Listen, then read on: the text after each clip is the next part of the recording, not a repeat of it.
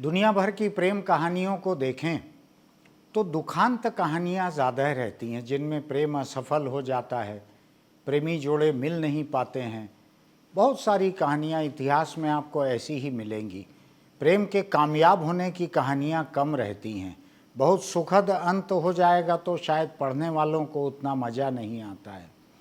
आप देखेंगे कि उर्दू की जितनी शायरी विरह के ऊपर लिखी रहती है, दिल टूटने के ऊपर लिखी रहती है, ऐसी दिल जुड़ने के ऊपर लिखी हुई नहीं रहती है। वो शायरी फ्लॉप हो जाएगी। कोई बहुत खुशी की शायरी पढ़ना नहीं चाहेंगे उर्दू की। वो दुख की, तकलीफ़ की, विरह की, दगा की ऐसी शायरी रहती है। अब इसकी ज़रूरत इसलिए हो रही है कि हिंदुस्तान में एक बड़ी दिलचस्प प्रेम कहानी सामने आई है, जिसमें प्रेम के साथ साथ बहुत सारी और जटिलताएं भी हैं। आपको ध्यान है, आप खबरों में देख भी रहे हैं कि किस तरह से पाकिस्तान की सीमा हैदर नाम की एक महिला, नौजवान महिला है, 30 साल के करीब उसकी उम्र है, 4 उसके बच्चे हैं अपने पति से, जो कि खाड़ी के देशों में मजदूरी कर रहा है और अपने परिवार को सपोर्ट करने के लिए वहाँ से अपनी मजदूरी की कमाई भेज रहा है। सीमा की मुलाकात ऑनलाइन पबजी नाम का खेल खेलते हुए हिंदुस्तान के एक सचिन से हो गई। ये भी गरीब लड़का है यहाँ का। ये एक किराना दुकान में काम करता है, शायद दिल्ली के करीब नोएडा के इलाके में किराना दुकान में काम करता है। कुल 6,000 तनख्वाह है। उससे उसका प्रेम हो गया। पहले दोस्ती हुई, बातें होने लगी। व्हाट्सएप की मेहरबानी से इंटरनेट पर आप 24 घंटे बात कर सकते हैं, वो बात करने लगी। बात करते करते कुछ ये हुआ कि उसने काठमांडू तक का, नेपाल तक का एक वीज़ा हासिल किया और नेपाल पहुंचकर यहाँ से सचिन दिल्ली से नेपाल चले गया। 1 हफ्ते ये साथ में रहे, उससे मोहब्बत और पुख्ता हुई। उसके बाद वो महिला पाकिस्तान लौटी, वहाँ अपनी ज़मीन वगैरह बेचकर 4 बच्चों को लेकर वो उनके साथ काठमांडू आई। वहाँ से बस पकड़कर 28 घंटे बस का सफ़र करके काठमांडू से वो नोएडा आई सचिन के पास। यहाँ इसने एक जगह किराए का कमरा देख के रखा था, छोटा सा कमरा, एक कमरा, जिसमें बिना गद्दे की 2 खाट की तस्वीरें देखने मिली। वहाँ रहने लगे ये लोग। इसका हल्ला उड़ा जब वो महिला पाकिस्तान से गायब हुई, उसके घर वालों ने रिपोर्ट लिखाई, वहाँ हल्ला उड़ा। वहाँ से खबर हिंदुस्तान के मीडिया में आई, हिंदुस्तान में हल्ला उड़ा। तो यहाँ की पुलिस ने कार्रवाई करके इन दोनों को गिरफ्तार किया, क्योंकि बिना किसी कानूनी कागज़ के वो हिंदुस्तान आई थी, बिना वीज़ा, बिना इजाज़त के, और इसने उसको साथ में रखा था। ये दोनों ही कानून के खिलाफ था। इनको गिरफ्तार किया गया, लेकिन अदालत ने इनके ऊपर रहम खाकर इनको 2-4 दिन के बाद में इनको छोड़ दिया ज़मानत पर। कुछ शर्तें लगाई कि ये देश छोड़ के नहीं जाएंगे और कुछ गलत काम नहीं करेंगे, ऐसी शर्तें लगाकर ज़मानत पर छोड़ दिया। कल मैं देख रहा था, एक बड़े टीवी चैनल के रिपोर्टर इनके घर पहुंचकर अगल बगल बैठे हुए सीमा और सचिन इनसे बात कर रहे थे कि जेल से निकलकर अब कैसा लग रहा है। तो सीमा कह रही थी कि अब मैं तो हिंदुस्तानी हो गई हूँ, मैं तो हिंदू हो गई हूँ, अब मुझको वापस जाना ही नहीं है, मुझको यहीं रहना है। और यहाँ तो जेल के भीतर रहकर भी मैं अपने को आज़ाद महसूस करती थी, पाकिस्तान में अपने घर में रहकर भी मैं अपने को गुलाम महसूस करती थी। जो भी वजह रही होगी, किसी की पारिवारिक वजह होगी, कुछ भी होगा। अब सवाल ये उठता है, मैंने आज कुछ जानकार लोगों से समझने की कोशिश की ताकि आपके बीच कुछ बोल सकूं। मैंने पढ़ने की कोशिश की कि अगर ये महिला नहीं जाना चाहती है वापस, तो हिंदुस्तान में इसके रहने की कितनी गुंजाइश है। ये प्रेम कहानी कहाँ तक पहुँचेगी, कहाँ तक ये महिला को यहाँ रहने की एक संभावना दिखती है, और सरकार का क्या रुख रहेगा इसके प्रति। इसके बारे में कुछ मैंने पढ़ा, कुछ मैंने सोचा, कुछ लोगों से बात की। कुल मिलाकर जो तस्वीर बन रही है वो ये है, पाकिस्तान की एक मुस्लिम महिला, उसके हिंदुस्तान की नागरिकता पाने की संभावना नहीं के बराबर है। क्योंकि हिंदुस्तान ने अभी कुछ अरसा पहले मोदी सरकार ने ही एक कानून बनाकर एक नागरिकता यहाँ की देने के लिए एक पैमाना तय किया है। उसमें उन्होंने 5 देशों की चर्चा की है और उन देशों में हिंदू, बौद्ध, जैन, सिख, गैर मुस्लिम हैं। ऐसे गैर मुस्लिम लोग अगर इन देशों के हैं, वो अगर हिंदुस्तान की नागरिकता चाहते हैं तो इनकी अर्जियों पे एक अलग किस्म से गौर किया जाएगा, ऐसा भारत सरकार ने एक फैसला लिया है। वो खबरों में आया भी था, उसमें कुछ गोपनीय नहीं है। तो लेकिन ये महिला उसमें भी नहीं आती। एक तो ये पाकिस्तान की है और मुस्लिम है। वो जो भारत सरकार का पैमाना आया है पाकिस्तान से परे के लोगों के लिए है और गैर मुस्लिमों के लिए है, तो वो इस पैमाने पे ये फिट नहीं बैठती है। दूसरी बात यह है कि बांग्लादेश से आए हुए लाखों शरणार्थी जो मजबूरी में यहाँ आए हुए हैं, किसी मोहब्बत के चलते नहीं आए हैं, मजबूरी में रोजी रोटी कमाने यहाँ आए हैं, वहाँ रोज़गार नहीं है, काम नहीं है तो आए हैं, यहाँ आकर काम कर रहे हैं, मेहनत कर रहे हैं, उन लोगों को भी यहाँ से बाहर निकालने का एक बड़ा अभियान चल रहा है। उनको अवैध घुसपैठिया साबित करके उनको निकालने की बात चल रही है। उनमें तकरीबन 100% लोग मुस्लिम हैं जो बांग्लादेश से आए हुए हैं। तो भारत सरकार का रुख बाहर से आए हुए गैरकानूनी तरीके से आए हुए मुस्लिमों के लिए बहुत साफ है। ये मामला उससे अलग नहीं है। ये मामला सीमा हैदर का मामला उसी पैमाने में आता है कि ये बाहर से आई हुई मुस्लिम हैं गैरकानूनी तरीके से। ऐसे लोगों को भारत सरकार कोई नागरिकता दे नहीं रही है। एक आपको याद होगा, अदनान सामी नाम का एक सिंगर जिसने अपनी मर्जी से पाकिस्तान की नागरिकता छोड़ी, भारत के लिए अर्जी लगाई तो उसको भारत ने नागरिकता दी है। वो शायद एक अपवाद एक्सेप्शन किस्म का मामला था जो खबरों में आया भी था और उससे भारत को ये एक मौका भी मिलता है कि पाकिस्तान का कोई नामी गिरामी व्यक्ति पाकिस्तान छोड़ के जब हिंदुस्तान आके बसे तो हिंदुस्तान की तस्वीर अच्छी बनती है। मान लीजिए कल के दिन सचिन तेंदुलकर या विराट कोहली या सोनू निगम पाकिस्तान जाके वहाँ की नागरिकता मांगे, शायद वहाँ की सरकार भी यही करेगी कि नामी गिरामी शोहरती लोगों को नागरिकता देकर ये साबित करे दुनिया के सामने कि हिंदुस्तान के बड़े नामी गिरामी लोग भी हमारी नागरिकता ले रहे हैं। तो शायद अदनान सामी को ऐसे ही नागरिकता यहाँ की दी गई थी। अब सीमा हैदर के साथ तो ऐसी कोई चीज़ है नहीं। दूसरी बात, किसी भी देश में जब बाहर के लोगों को नागरिकता देने की बात आती है और नागरिकता से भी कम रहने देने की बात आती है तो सवाल ये उठता है कि ऐसी इजाज़त देने से आगे क्या परंपरा स्थापित होगी, आगे कौन सा सिलसिला शुरू होगा।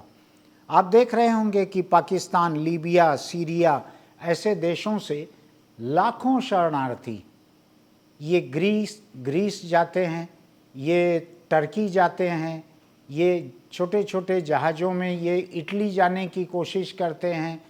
हर बरस ऐसे हजारों लोग डूब के मर रहे हैं। कोई देश इनको लेना नहीं चाहते हैं आसानी से, कोई देश लेना नहीं चाहते हैं। यूरोप का एक देश, में भी नाम याद नहीं है मुझको, कल या परसों वहाँ की सरकार गिर गई क्योंकि सत्तारूढ़ गठबंधन की पार्टियों के बीच में इस बात को लेकर मतभेद था कि बाहर से आने वाले कितने शरणार्थियों को यहाँ जगह दी जाए। ये मुद्दा जगह जगह रहता है, शरणार्थियों को कितनी जगह दी जाए। तो इटली, ब्रिटेन, इन देशों में लोग जाना चाहते हैं, किसी भी तरह से एक बार घुस जाएं। तो ब्रिटेन ने एक नीति बना रखी है, उसने अफ्रीका के एक देश को छांट के उसके साथ एग्रीमेंट किया है कि हमारे यहाँ जो अवैध लोग आएंगे हम उनको एक प्लेन में भर के आपके यहाँ भेज देंगे, आप उनको शरणार्थी कैंप बना के रखो, हम प्रति शरणार्थी आपको इतना पैसा देंगे उनके गुजारे के लिए।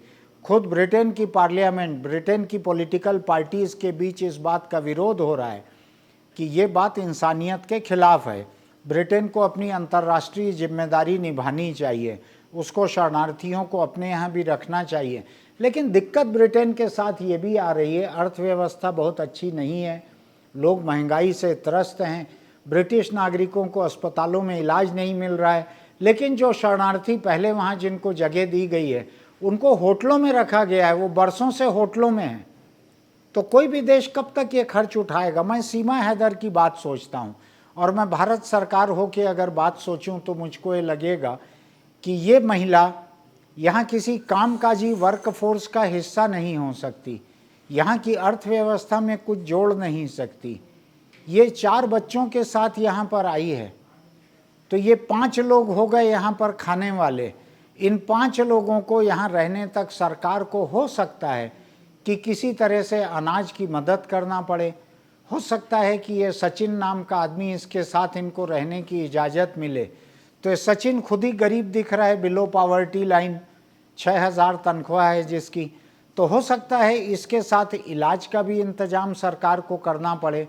किसी को छोड़ तो नहीं सकते सड़क के ऊपर कि आप पाकिस्तानी हो, गैरकानूनी ढंग से आए हो। सरकार के ऊपर बोझ पड़ेगा इससे, और सरकार की ये नीति है कि दूसरे देशों से गैरकानूनी तरीके से आए हुए लोगों को वापस जाना है। असम में बड़े बड़े कैंप विदेशी नागरिकों के अवैध घुसपैठियों के नाम पर बड़े बड़े कैंप वहाँ बनाए गए हैं कि कागज़ दिखाओ, और इसके खिलाफ एक आंदोलन चल रहा है कि हम कागज़ नहीं दिखाएंगे। तो जब जिस देश में ऐसी हालत है, उस देश में क्या भारत की सरकार इस एक मोहब्बत को देखकर, जो कि पबजी के रास्ते हुई मोहब्बत है, ऐसा भी नहीं कि ये बचपन की मोहब्बत है, 20 साल से चल रही है, ये महीनों की मोहब्बत है। ये महिला अपने पति को छोड़ के, ससुर को छोड़ के, प्रॉपर्टी को बेच के 10-12 लाख रुपया लेके आ गई है, जो कितने दिन चलेगा? साल भर भी नहीं चलेगा शायद। तो ये समझने की ज़रूरत है कि भारत सरकार अपनी नीतियों के चलते, नियमों के चलते और एक सामान्य समझबूझ के चलते किसी भी तरह से इस महिला को यहाँ रहने की इजाज़त नहीं देगी, चाहे वो कितना ही कह ले कि वो हिंदू हो गई है, अब वो हिंदुस्तानी हो गई है, अब पाकिस्तान कभी नहीं लौटेगी, यहीं रहना चाहेगी।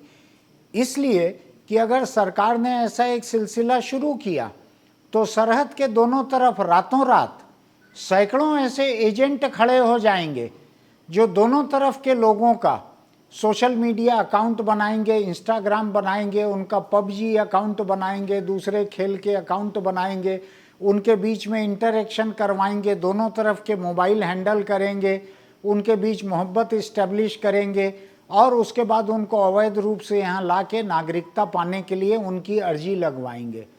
दोनों तरफ के एजेंट मिलके साझेदारी में भी ये काम कर सकते हैं।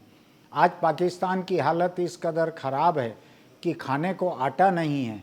आटे की कतार में लगे हुए भगदड़ जो मची थी, जो छीना झपटी हुई थी, उसमें शायद 13 लोग एक ही हादसे में मारे गए थे। वहाँ खाने को नहीं है, वहाँ सब्जी खरीदने के लिए पैसा नहीं है, इतनी महंगी हो गई है। पेट्रोल शायद पूरी दुनिया में सबसे महंगा वहाँ हो गया है। वहाँ जिंदा रहना बहुत मुश्किल हो गया है।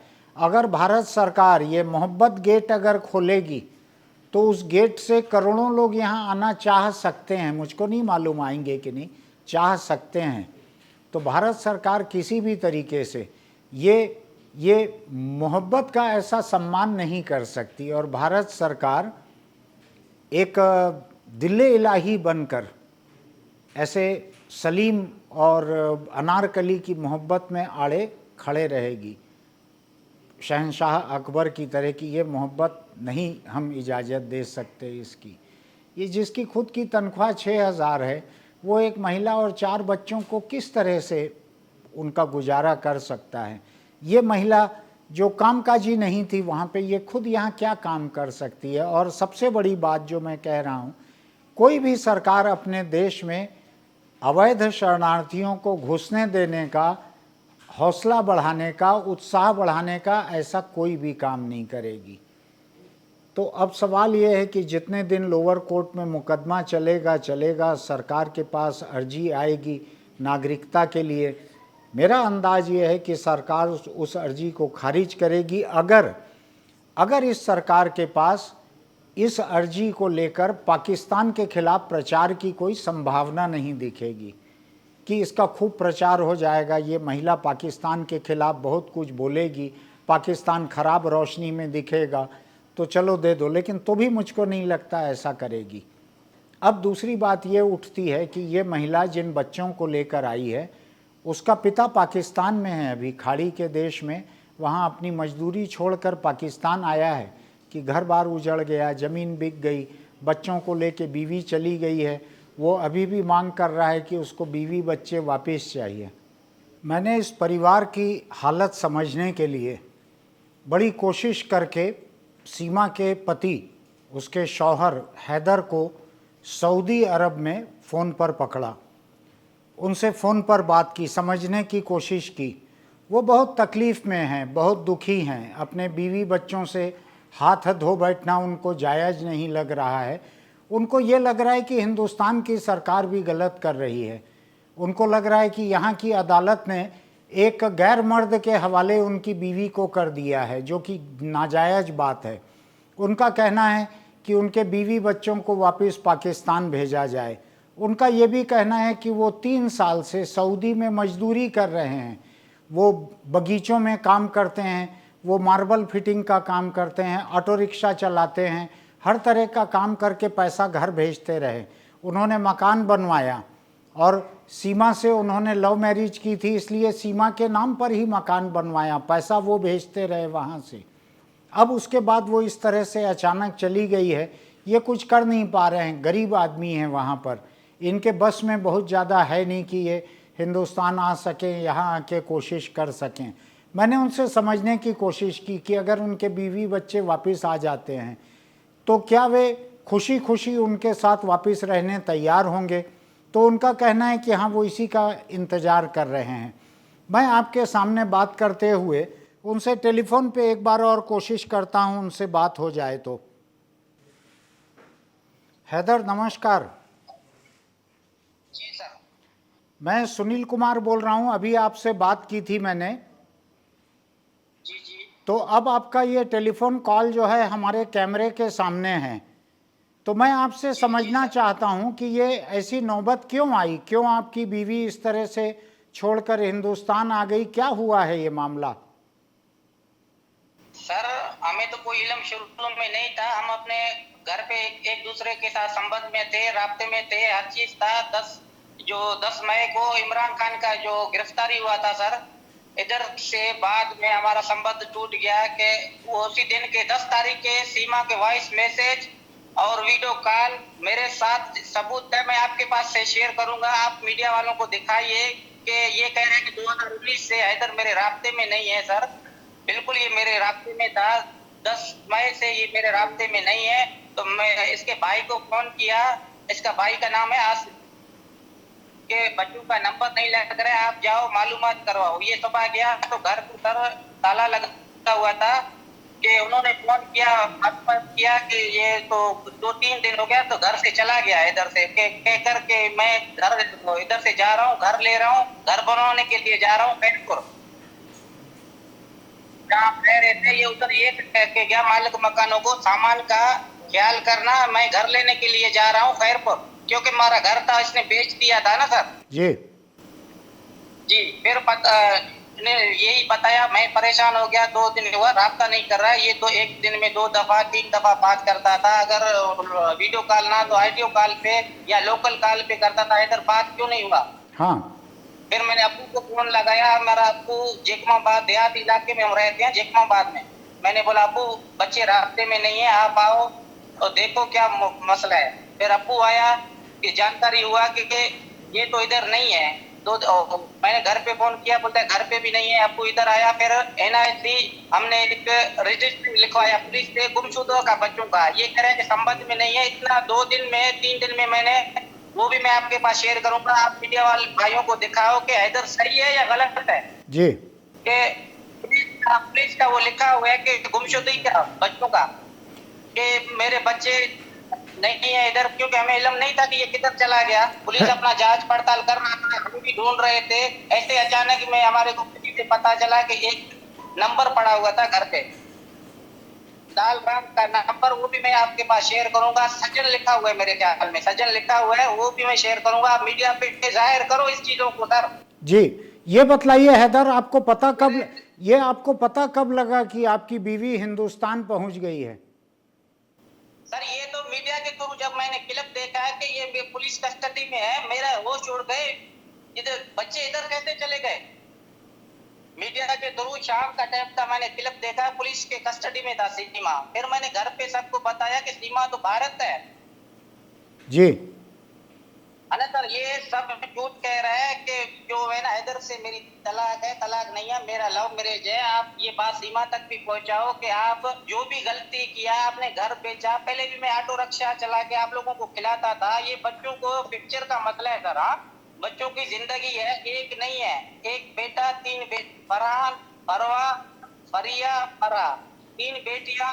अभी ये दिखाया जा रहा है वो एक घर में रह रहे हैं। मैं प्राइम मिनिस्टर और चीफ मिनिस्टर को जोरदार अपील करता हूं कि मेरी साथी भाइयों, आप लोग मेरी हेल्प करो, मेरी आवाज प्राइम मिनिस्टर और वजीर आजम मोदी सरकार तक ये जाना चाहिए कि मेरे बच्चे अलग से रखा जाए। उन्होंने जुर्म किया, उसको भले सजा मिले, हमें सजा से कोई इनकार नहीं है। गैर मर्द के साथ नहीं रहना चाहिए सर। ये किसी धर्म में नहीं है, शायद मुस्लिम में ना हिंदू में, ये किसी धर्म इजाजत नहीं दे रहे। तुम गैर महरम एक लड़के के साथ रह रहे हो, इधर हम वीडियो देख रहे हैं, ये नाइंसाफी है। मैं मोदी सरकार को और योगी सरकार को, दोनों को हाथ जोड़ के मैं पुरजोर अपील करता हूं कि मेरे बच्चों को अलग से रखा जाए। ये वाले भाई, आप तो हमारी आवाज बनो, आगे तक बात को पहुंचाओ। मैं सीमा को ये कहना चाह रहा हूँ कि मेरा बच्चों का फ्रैक्चर का मसला है, आप लौट के आओ। ये मैं आपको वादा करता हूँ कि आपको कुछ भी नहीं होगा, बिल्कुल भी कुछ नहीं होगा। मैं सरकार को भी कह रहा हूँ, आप भाइयों से कह रहा हूँ कि इसने गलती किया। एक दफा सिर्फ बोले हैदर मेरे से ये गलती हुआ, ये हैदर जुबान दे रहा है कि मैं इसको सब कुछ माफ करूंगा। ये सीमा को भी पता है कि हैदर मुझसे कितना प्यार करता है। अभी ये बदले कुछ भी कहे, वो सब बिल्कुल ये गलत कह रहा है, लोगों को कह रहा है कि हमारा जो लड़ते थे, हम झगड़ते थे, हम ये करते थे, ऐसा कोई सीन भी नहीं है सर। मैं 2003 साल हुआ, मैं बच्चों को इधर कमा के सारा पैसा मैं इनके पास सेंड कर रहा था। सीमा से ये आवाज जाना चाहिए। 3 लाख रुपए अभी 2.5 महीना हुए आपको हैदर ने दिए, 3 लाख रुपया कि मैं घर सऊदी आऊंगा। ऑनलाइन NIC कार्ड मैंने बनवाया कि बच्चे सऊदीया ये बड़ा बकरा ईद के बाद आना चाह रहे थे कि हैदर आप आओ इधर, बाद में आएंगे इकट्ठे, मैं आऊंगा बच्चों को लेके सऊदीया में। मैंने बोला ठीक है सीमा आप आओ, कोई मुश्किल नहीं है। बड़े ईद के बाद बच्चे इधर आना चाह रहे थे, इस वजह से हमने ऑनलाइन NIC कार्ड बनवाया सर। सब कुछ निकाहनामा, जीती जागती हैदर खुद गवाह है। ये कह रहे हैं कि नहीं मुझे तलाक है। सर कोई तलाक नहीं है, तलाक होता तो मैं बोल देता। इंसान है, शादियां भी होती है, अलग भी हो जाता है, तलाक भी होता है, झगड़े भी होते हैं, क्यों नहीं सर? हाँ हाँ ये आप हमारी मीडिया वाले भाई आवाज को आगे तक पहुंचाओ। ये बिल्कुल मेरे को दुख और अफसोस से कहना पड़ रहा है कि मेरे बच्चे, मेरा घर वाली किसी गैर महरम के साथ रह रहे हैं। मैं सरकार से जोरदार अपील करता हूँ, इनको अलग किया जाए फिलफौरन।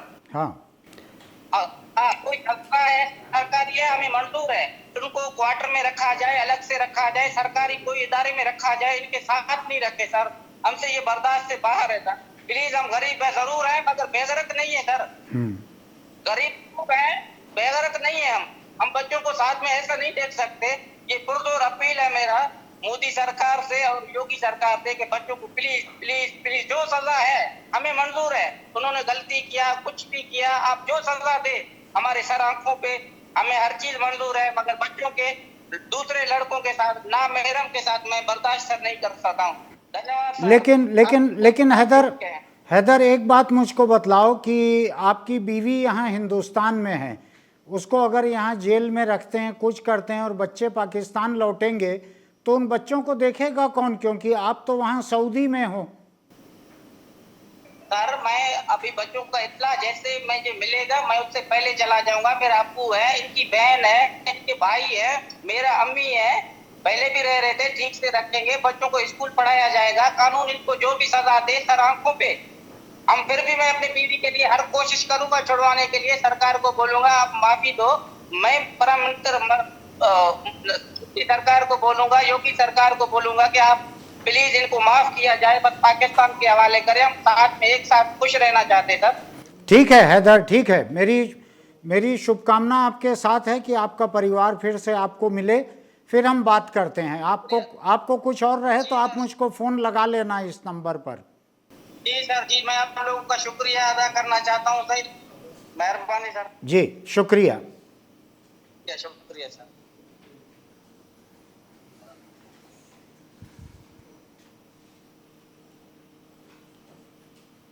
अभी आपने सुना कि सीमा नाम की जो महिला पाकिस्तान छोड़ के अपने प्रेमी सचिन के पास दिल्ली आकर दिल्ली के करीब नोएडा में रुकी हुई है, गिरफ्तार होकर जेल गई है, जमानत पर बाहर आई है, मुकदमा चलेगा, क्या होगा पता नहीं। किस तरह उसका शौहर हैदर रोकर अपने बच्चों को वापस चाह रहा है, अपनी बीवी को भी कह रहा है कि लौट के आ जाओ, हम सब अच्छे से रहेंगे। ये एक अलग किस्म का मामला है। इस महिला के हाथ में है, बालिग है, वो तलाक ले न ले, किसके साथ रहे, कहाँ रहे। फ़िलहाल मेरे हाथ में इतना ही था कि मैं हैदर से बात करके आपको सुनवा सकूं। पाकिस्तान की सरकार के हाई कमीशन के एक अफसर ने कल भारत सरकार से पहल की है कि उनको काउंसलर एक्सेस दी जाए। जब विदेशी राजदूत, राजनयिक जब किसी से मिलना चाहते हैं हिंदुस्तान में, तो उनको भारत सरकार के रास्ते जाना पड़ता है। तो उसने कल कहा है कि वो पाकिस्तान से आई हुई इस महिला से मिलना चाहता है।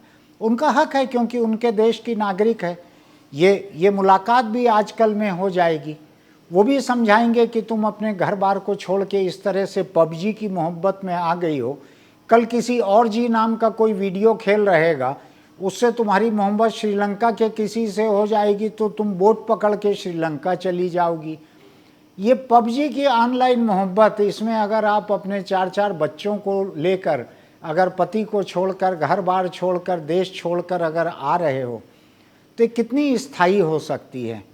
ये ऐसा कोई पहली नज़र की कोई मोहब्बत जो कि किस्से कहानी में लिखी गई है, ऐसी नहीं दिखती है।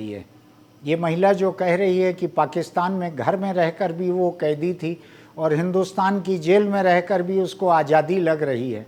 हो सकता है उस देश की दिक्कतों से उसको ऐसा लगा हो ऐसा करने का, लेकिन यहाँ की हकीकत आसान नहीं रहेगी। ये जितने गरीब परिवार में आ गई है, यही अगर किसी करोड़पति परिवार में मोहब्बत में आई रहती, तो शायद अपने बच्चों के साथ वो फैसला होने तक, सरकारी फैसला होने तक जिंदा रह लेती। ये बहुत मुश्किल है ये पूरा मामला। तो मैं ये कहानी जो है, इसका एक एंटी क्लाइमेक्स किस्म का है। ये सुखांत कहानी मुझको नहीं लगता होगी, मुझको लगता है कि एक दुखांत कहानी होगी। पुलिस के घेरे में इसको वाघा बॉर्डर तक ले जाकर इसको पाकिस्तान की पुलिस के हवाले किया जाएगा, इसकी संभावना मुझको अधिक दिखती है। अपना टूटा हुआ दिल लेकर सचिन नाम का ये नौजवान किराना दुकान में राशन, तेल नापना, तौलना, बांधना, ये काम करते रहेगा 6,000 रुपये में। लेकिन हमने पिछली बार भी इस मुद्दे पर जो वीडियो रिपोर्ट बनाई थी उसमें कहा था, उस सावधानी को मैं आज दोहराना चाहता हूँ। ये ऑनलाइन मोहब्बत जो है, ये शुरू होने में बहुत आसान है, लेकिन ये किसी तर्क संगत अंत तक पहुँचने में बहुत मुश्किल है। लोगों को बहुत सावधान रहना चाहिए, लोगों को ऐसे चक्कर में नहीं पड़ना चाहिए। गैरकानूनी तरीके से आप दूसरे देश में जा रहे हो, आपका कोई ठिकाना नहीं है कि आपके वहाँ क्या हक रहेंगे, क्या रहेगा। इस महिला का धर्म दूसरा है, यहाँ पर जो लड़का है वो गरीब लड़का, उसका धर्म दूसरा है। वो बच्चे जो हैं वो पाकिस्तानी नागरिक हैं, उनका पिता वहाँ पर है, तो पाकिस्तान के कानून के मुताबिक उनके पिता का हक भी उन बच्चों पे होगा। और चूंकि इस्लामिक कानून है तो हो सकता है पिता का हक कुछ ज़्यादा ही होगा माँ के हक से, और नागरिक भी वहीं के हैं। तो वहाँ की सरकार का हक बनता है कि अपने देश के नाबालिग बच्चों को वो वापस पाए, और इस महिला को भी वापस पाने का हक बनता है। कुल मिलाकर ये एक बड़ा रोमांचक, ये मोहब्बत नाम का एक रोमांचक टूर मुझको अधिक दिख रहा है, जिसमें एक परिवार वहाँ तो तबाह हो ही जाएगा। ये महिला बच्चों सहित लौटेगी, वो पति, वो ससुर, वो समाज पता नहीं इनको कितना मंजूर करे, कितना न करे। आपके मन में अगर ऐसे किसी एडवेंचर की बात आ रही है, बहुत ही सावधान रहिए। आप अगले 10-20 बरस का सोच के देखिए कि आपका भविष्य क्या होगा, कानूनी कार्रवाई क्या होगी, कैसे आप जिएंगे, क्या करेंगे, कैसे खाएंगे पिएंगे। ये व्यवहारिक दिक्कतें बहुत आती है। तो ऐसे किसी एडवेंचर में, दुस्साहस में मत फंसिए। बस इसी छोटी सी बात के साथ मैं आपसे विदा लेता हूँ। हम आपके सामने किसी दूसरी खबर को लेकर फिर आएंगे। अगर आपको हमारे वीडियो अच्छे लगते हैं तो आप सब्सक्रिप्शन की और नोटिफिकेशन की बटन दबाइए। दिन में 2-3 से ज़्यादा आपको नोटिफिकेशन कभी नहीं मिलेंगे। और हाँ, मेरी अपील ये है कि आप अगर दोपहिया चलाते हैं तो हेलमेट ज़रूर लगाइए, कार चलाते हैं तो सीट बेल्ट ज़रूर लगाइए। इसमें मेरा स्वार्थ है, मैं चाहता हूँ कि आप लंबे समय तक हमारे वीडियो देखते रहें। फिर मिलते हैं।